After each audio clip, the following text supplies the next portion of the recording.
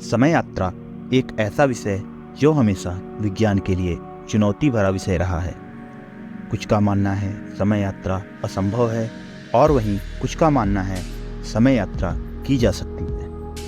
हम सभी इसी दुविधा में रहते हैं, क्या समय यात्रा संभव है या समय यात्रा का विचार केवल एक साइंस फिक्शन मात्र भर है।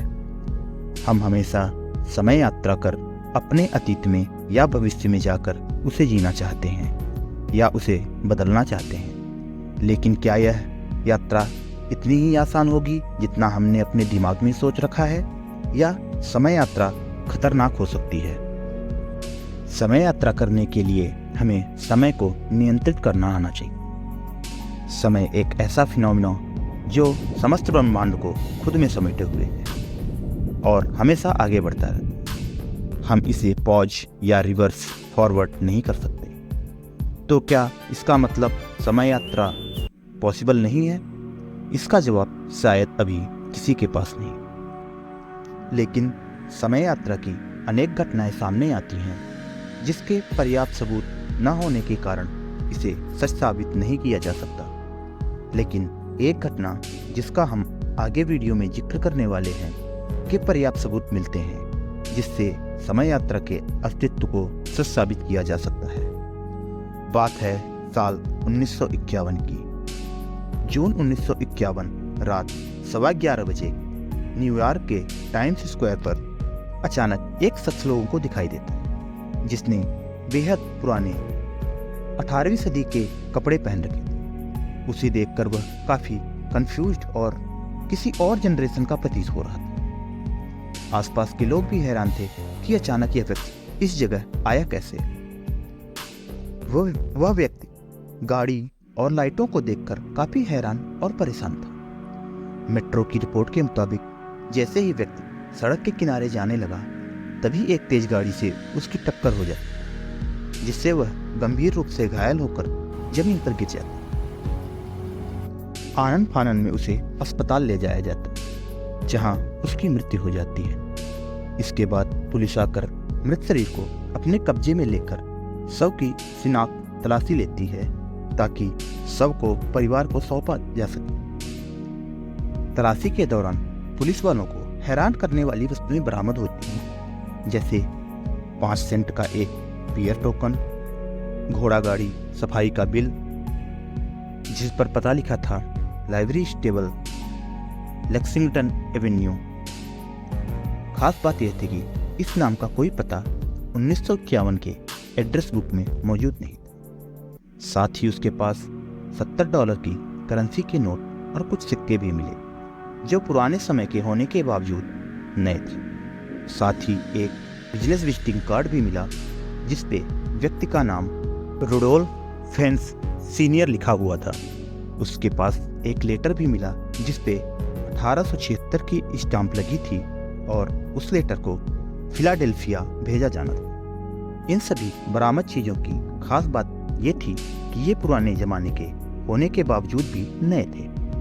अब इस केस के रहस्य को सुलझाने के लिए कैप्टन हुवर्ट फीरिम को नियुक्त किया गया और जांच इनके जिम्मे सौंप दी गई। कैप्टन हुवर्ट जांच करने जब उस बरामद पते पर पहुंचे वहां उन्हें एक ऑफिस मिला, लेकिन रुडोल्फ नाम के किसी व्यक्ति की कोई जानकारी ऑफिस के सदस्यों से नहीं प्राप्त हुई।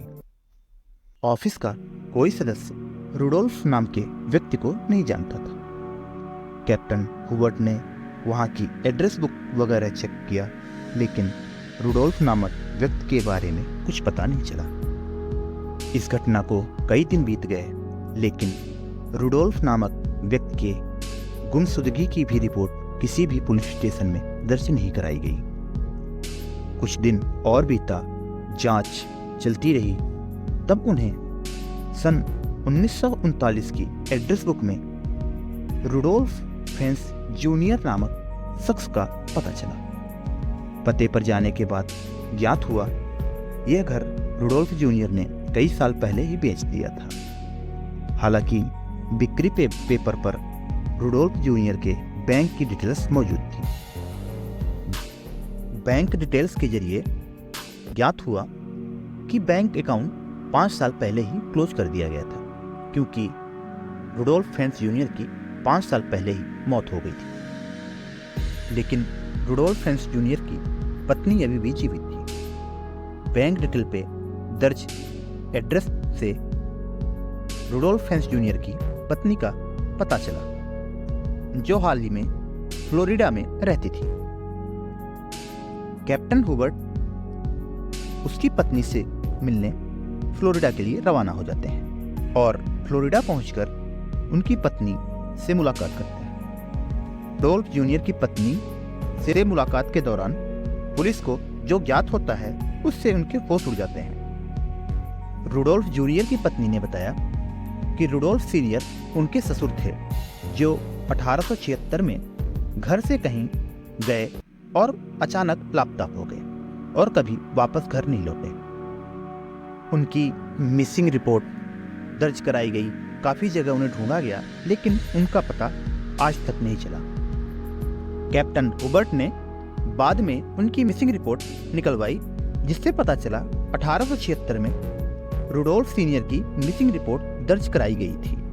कैप्टन हुबर्ट द्वारा जांचे और जुटाए गए सबूतों से साबित हो रहा था कि वह 1951 में कार एक्सीडेंट में मारा गया शख्स और कोई नहीं बल्कि 1876 में गायब रुडोल्फ सीनियर ही थे।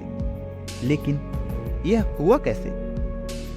कुछ लोगों ने इसे टाइम ट्रेवल तो कुछ लोगों ने इसे टाइम स्लिप का नाम दिया।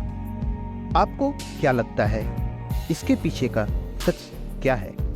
कमेंट कर जरूर बताएं। और यदि आपको वीडियो अच्छी लगी, एक लाइक, शेयर और सब्सक्राइब जरूर करें। धन्यवाद।